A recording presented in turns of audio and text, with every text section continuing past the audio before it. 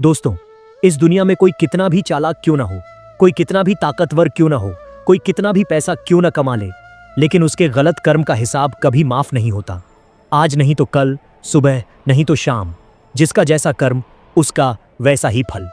आपने देखा होगा, एक बादशाह जिसने मजदूरों से दिन रात महल बनवाए, अंत में उसी महल की दीवारों के बीच कैद होकर तड़पता रहा।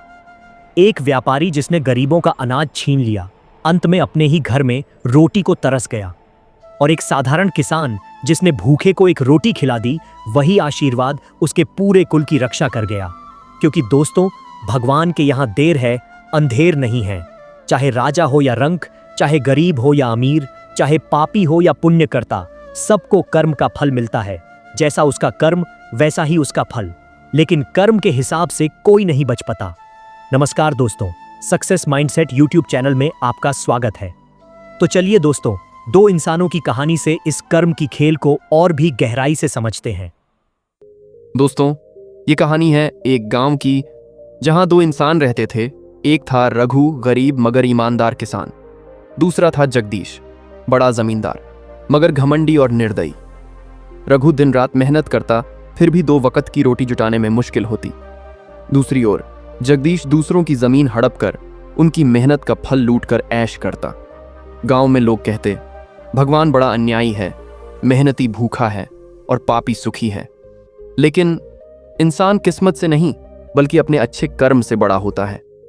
एक दिन रघु के पास सिर्फ आधा बोरा अनाज बचा। उसने खेत में मेहनत करके अपने बच्चों को खिलाने के लिए उस अनाज को पीस कर रोटियां बनाई। पर तभी जगदीश का आदमी आया और बोला, जमींदार को लगान चाहिए, आधा बोरा अनाज अभी दो। रघु रो पड़ा, भैया ये मेरे बच्चों का आखिरी खाना है, रहम करो। पर जगदीश ने कोई दया नहीं की और वो अनाज छीन लिया। उस रात भूख से रघु के बच्चे तड़पते रहे। रघु ने आसमान की ओर देखा और कहा, हे भगवान, क्या यही न्याय है? मेहनत मेरी, फल किसी और का। क्या कभी इंसाफ मिलेगा? समय बीतता गया। जगदीश दिन ब दिन और अमीर होता गया, जबकि रघु और गरीब। गांव वाले कहते, कर्म धर्म सब बकवास है, यहां तो सिर्फ पैसा बोलता है। लेकिन फिर आया वक्त का सबसे बड़ा मोड़। एक साल गांव में भयानक सूखा पड़ा। नदियां सूख गईं, कुएं खाली हो गए, खेत बंजर हो गए। लोग अनाज के एक दाने के लिए तरसने लगे।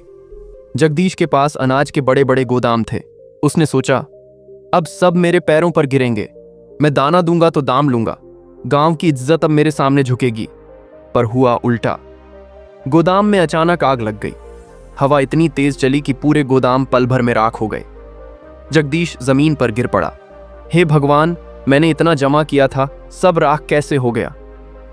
वहीं उसी सूखे खेत में रघु का खेत हरा भरा हो गया, क्योंकि सालों पहले उसने बिना सोचे समझे एक भूखे साधु को रोटी खिला दी थी। उस साधु ने आशीर्वाद दिया था, तेरे खेत में कभी अकाल नहीं पड़ेगा। प्यारे दोस्तों, इसीलिए हम हमेशा कहते हैं कि किसी की दुआ ले लेना, लेकिन किसी की बद्दुआ मत लेना। आज वही आशीर्वाद फल गया। गांव वाले पानी और अनाज के लिए रघु के घर जाने लगे। जिसे कभी लोग गरीब कहकर ठुकराते थे, वही आज गांव का सहारा बन गया। और जगदीश, जिसके पास सब कुछ था, अब अकेला, भूखा और प्यासा रह गया। लोग उसके पास से गुजरते पर मदद नहीं करते, क्योंकि सब कहते, ये वही आदमी है जिसने हमारी भूख और दर्द पर हंसी उड़ाई थी। जगदीश आखिरकार तड़प तड़प कर मर गया और रघु गांव का सबसे इज्जतमंद इंसान बन गया। दोस्तों, यही है कर्म का खेल। जिसने दूसरों का हक छीना वो भूखा मरा, जिसने दूसरों को दिया उसे भगवान ने दुगुना लौटाया। कर्म का हिसाब तिजोरी में नहीं, ऊपर वाली डायरी में लिखा जाता है, और वहां हमारे एक एक चीजों का बारीकी से हिसाब रखा जाता है। याद रखो, जिंदगी में पैसा, ताकत, शोहरत सब बेकार है अगर कर्म गंदे हैं। और अगर कर्म साफ हैं तो आप भले ही गरीब हो, लेकिन भगवान इंसाफ जरूर करेगा। दोस्तों, अगर ये कहानी आपके दिल को छू गई हो तो इसे सिर्फ सुनकर मत छोड़िए। कमेंट में लिखिए, मैं अच्छे कर्म करूंगा, और इस वीडियो को शेयर कीजिए ताकि और लोग भी समझें कि कर्म का फल हर हाल में मिलता है।